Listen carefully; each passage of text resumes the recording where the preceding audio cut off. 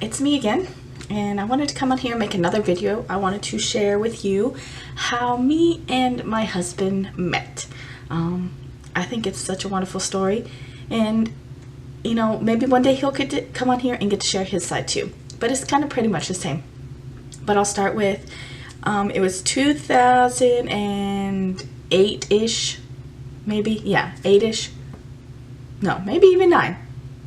I don't know, either way, 2008, 2009.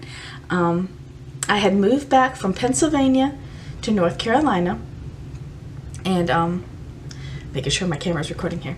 And I was living with my grandparents in Pennsylvania, working a job and blah, blah, blah. I think I was like 22 at the time, maybe 23. And so I had just this feeling, like I had lived in North Carolina, you know, most of my life, and that's where I called home. And so I just had a feeling like I needed to go back to North Carolina, and I didn't know why, and if I didn't, I would miss something very important. So I bought a one-way ticket, not telling my grandma I wasn't going to come back. I just told her I wasn't sure, because honestly I really wasn't sure if I was going to come back or not. I was going to see how things played out. I got to North Carolina. I hung out in, you know, the town where I went to Master's Commission. Master's Commission is a ministry and discipleship school. It's for 9 months. It's fantastic. If you're going into the ministry, I highly suggest it. They're all over the world. So I hung around with them and just, you know, tried to heal from some past relationships and hurts and a broken heart. I just dedicated my whole entire summer to the Lord. And that whole entire summer, I mean, when I say all of my friends are getting engaged and married, I mean all of my friends were getting engaged and married, and they were younger than me. So I was like, oh, what, me, God? Why can't I be the one having that happy ending and, you know, getting engaged and finding my true love?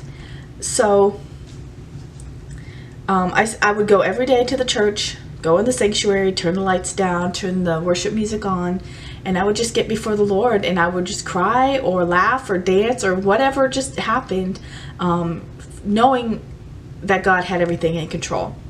I worked on me and put me first, and, well, you know, God first too, but worked on our relationship. And I told the Lord at one point, I said, you know what, God? I said, whatever you have in store for me when it comes to marriage, I'm okay with.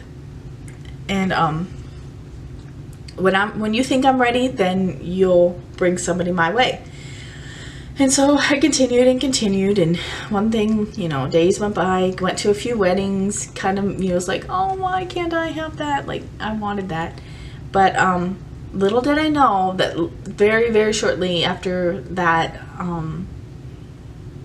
I had went to, let's just put it this way, I went to Master's Commission with Timothy, which is now my brother-in-law, but he has a few brothers, and Joshua is the second to last child, yeah, in that family. So he was like 19 at the time. Anyway, we had ended up going to a concert, a bunch of us, and it was a Flame concert, and I remember we were having a good old time. I didn't think anything of Joshua. I wasn't looking for a relationship. I was working on me, and that was it. And I don't even know how it started, or I just really don't know, but we got to texting each other one time, and, you know, I told him, you know, I just want to be friends. I'm not looking for anything. He wasn't looking for anything. He had just come out of a very, very bad relationship, and just trying to, you know, put God first and get himself right for his future spouse. And he could tell that story another day. But so I mean, we just talked and talked like friends would talk, and I didn't pursue anything. He didn't pursue anything. We were just cool with being friends. And so we talked a little bit more, and you know how that goes, where you just talk and talk and talk and talk and talk, and you find a lot of commonalities. And I don't know, just one thing led to another. It went so fast. Like, our very first date, he finally got the courage to ask me out on a date. He asked his brother if he should, Timothy, and I was in one of my best friend's wedding at the time, and he came up to me and asked if I would go out with him after the wedding, you know. So I was like, okay, sure, why not? We went out, we saw a movie and everything like that, and it was just one of those weird things. Like, we clicked so well. We were so, like, I don't know, like, I don't even know how to explain it. So we had went to go see a movie. We came home, and he went to give me a kiss, and he kissed me on the cheek. And it was like instantly, like, my soul was like leaping inside of me. It wasn't like, you know, an instant attractive, physical attractiveness, although he's very handsome. He was very handsome too. But it was way more than that. It was our souls kind of like found each other, and we're like excited that we had found each other. I know that sounds so corny, but that's exactly how I felt. I loved him instantly because he didn't want what all the rest of the guys I had dated wanted. He respected me. He didn't push me to do things that I did not want to do. We kept God first. And I think that was a major thing. It was a major thing for setting boundaries and stuff within dating. And so we went on our first date, August 14th, 2009. And I got back into bed. And my friend was staying the night because she had went to the wedding with me. And I, as audibly as you can hear a person talk to you, like having a conversation sitting next to you, I heard God say to me, "You're going to marry that man." And honestly, I laughed because I was like, yeah, right. I'm not ready for that. I'm not going to marry him. And then he said, "No, you're going to marry that man." And I was like, okay, well, we'll see what happens. We never talked about the thought of marriage. Like, I mean, we had just started dating. Like, I'm not going to bring up marriage within the first few weeks of dating, but it was almost like a mutual agreement without being talked about. And so one thing led to another. Mind you, this is still August-ish of 2009, and September 5th, he was in a Christian rap group with his youngest brother, and they had went to an event at a church of a friend's, and you know, they performed and stuff like that. And well, at the end, he ended up singing one of the songs that he always would sing to me when we were, you know, driving in the car or just together, and it's Brian McKnight's "Still in Love," and that is our song to this day. But he got down on one knee at that event and proposed to me September 5th of 2009. And so I was like, okay, and of course I said yes.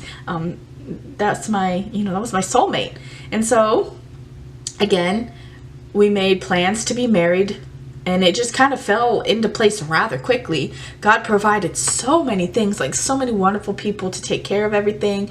When I tell you we paid less than like maybe $300 for our wedding, I'm not kidding, I'm not lying. It was fantastic. We had a free park. A lot of people just, you know, pitched in and just helped us because they knew we were young and didn't have a lot of money. But he proposed, okay, and then we got married October 24th of 2009. So first date, August 14th. Engaged September 5th. Married October 24th. I know that's crazy. I know that's unheard of sometimes, and a lot of people had a lot of speculations, but then none of them were true. We kept God first. We kept those boundaries, and it was a mutual agreement that we're not going to cross this line. We're not going to, you know, get too physical and stuff like that, because if we did, we wouldn't have each other as husband and wife later on. Because I just knew it, that I had a good thing and I couldn't, you know, ruin it. So we got married October 24th. It was a beautiful, beautiful day. It poured at the end. I mean, it poured, cats and dogs, but it was such a wonderful moment. And I love to look back at the pictures and just think about that wonderful day. Now I have a fantastic husband who works so hard, who loves me to pieces even when I'm crazy, and that's most of the time. Who loves the Lord with all of his heart, who is such a genuine, humble person. We are now worship leaders at Trinity Church in Deltona, Florida, and we've been loving every second of it. We have two beautiful girls, 5 and 2, Adeline and Erilyn, and I couldn't ask for a better life. God has blessed me beyond measure, just beyond measure. I can't thank him enough for the life that he has given me. And I just say all this to say that to encourage you, that if you're that person going, why God, why is it not my turn, why can't I have that, just hold on, put him first, keep him first, and watch him work things out for you, because he will.